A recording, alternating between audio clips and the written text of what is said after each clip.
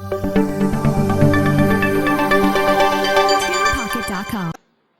बच्चों, कैसे हो आप सभी लोग। आई होप आप सब लोग बहुत अच्छे होंगे और अपनी हेल्थ का भी बहुत अच्छे से ध्यान रख रहे होंगे।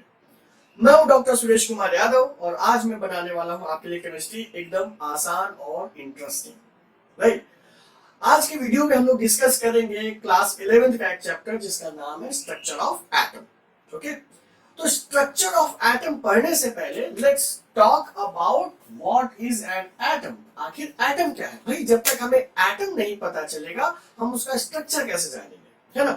तो एटम आप सभी के लिए कोई नई चीज नहीं है, आप लोगों ने इसको बहुत पहले से पढ़ा हुआ है। क्लास 5th 6th से इसकी शुरुआत हो जाती है। आप लोगों ने सुना होगा John Dalton's atomic theory. John Dalton's atomic theory, तो वहीं से ही कंसेप्ट शुरू हो जाता है एटम का। तो हम लोग आज थोड़ा सा डिस्कस करते हैं पहले अबाउट डाल्टन्स एटॉमिक थ्योरी और उसके कुछ लिमिटेशंस के बारे में। राइट, तो आज हम लोग डिस्कस करने जा रहे हैं Dalton's atomic theory. Dalton's atomic theory. तो बच्चों, जैसा कि आप लोगों ने पहले ही पढ़ा हुआ है क्लास 6, 7, 8 में कि matter is made up of very small particles which are known as atoms. जो टर्म एटम है ये बेसिकली एक ग्रीक वर्ड से आया है, एटमॉस, जिसका मतलब होता है अनकट, मतलब उसको आप फर्दर डिवाइड नहीं कर सकते, है ना। तो जॉन डाल्टन ने जो पहली बात कही वो यही कही थी कि जो मैटर है that is made up of very minute indivisible particles. Very minute indivisible particles. क्योंकि एटम के बारे में पढ़ रहे तो मैं बार बार एटम नहीं लिखूंगा, सिर्फ उसकी प्रॉपर्टीज लिखूंगा, ठीक है।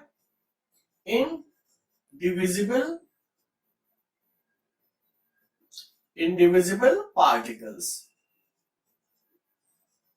जो मैटर होता है that is made up of very minute very small particles, indivisible particles which are known as atom. Right, यहीं पर दूसरा लॉ भी उन्होंने दिया था, law of conservation of mass जिसको कह सकते हैं, जिसमें कि कहा जाता है atom can neither be created not destroyed. Atom can neither be created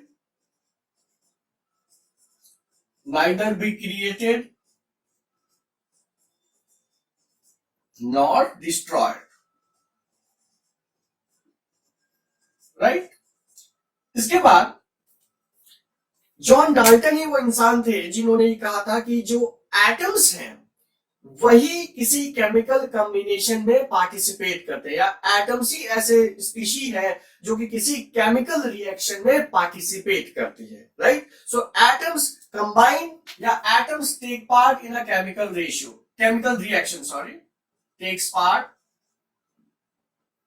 takes part in a chemical reaction।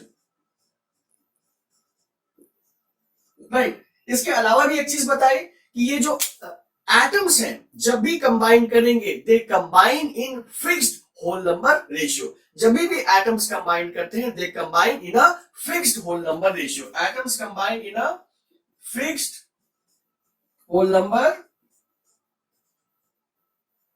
Ratio. Right, इसके बाद जॉन डाल्टन ने यह भी बताया कि जो एक तरीके का मैटर है उसके सारे जो एटम्स होंगे वो आइडेंटिकल होंगे और डिफरेंट तरीके के मैटर में क्या होंगे वो आपस में डिफरेंट होंगे। मतलब अगर हम बात करते हैं इस बॉडी की बात करते हैं, जो मार्कर की बॉडी है, तो इसमें जितने भी एटम्स हैं वो सब क्या होंगे आइडेंटिकल होंगे। लेकिन अगर इसी को टिप से कंपेयर करें तो इसके टिप के एटम्स और बॉडी के एटम्स डिफरेंट होंगे। राइट, तो एटम्स अगर सेम बॉडी है सेम मैटर, अगर हम बात करते हैं सेम मैटर की तो वहां पर एटम्स क्या होंगे आइडेंटिकल एटम्स होंगे। और अगर डिफरेंट मैटर है तो वहां पर क्या होंगे एटम्स क्या होंगे नॉन आइडेंटिकल। राइट, इसके अलावा जॉन डाल्टन ने एक बात और बताई थी कि जो एटम्स हैं जो कंबाइन करते हैं, जो जिसको लॉ ऑफ कॉम्बिनेशन कहते हैं, है ना, या लॉ ऑफ कंजर्वेशन कहते हैं, जैसे कि कांस्टेंट प्रोपोर्शन, मल्टीपल प्रोपोर्शन और रेसिप्रोकल प्रोपोर्शन, उनको भी किसने एक्सप्लेन किया था जॉन डाल्टन ने ही। ठीक है, तो इसको हम एक लाइन में लिख सकते हैं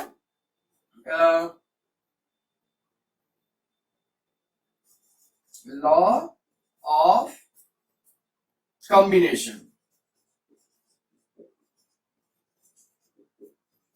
कांस्टेंट कॉम्बिनेशन। इसमें कई सारे जैसे मल्टीपल है, ठीक है, कांस्टेंट है और रेसिप्रोकल है। तो ये सारी चीजें जो है ये सब किसने दी थी? ये सब दी थी डाल्टन ने दी थी, राइट।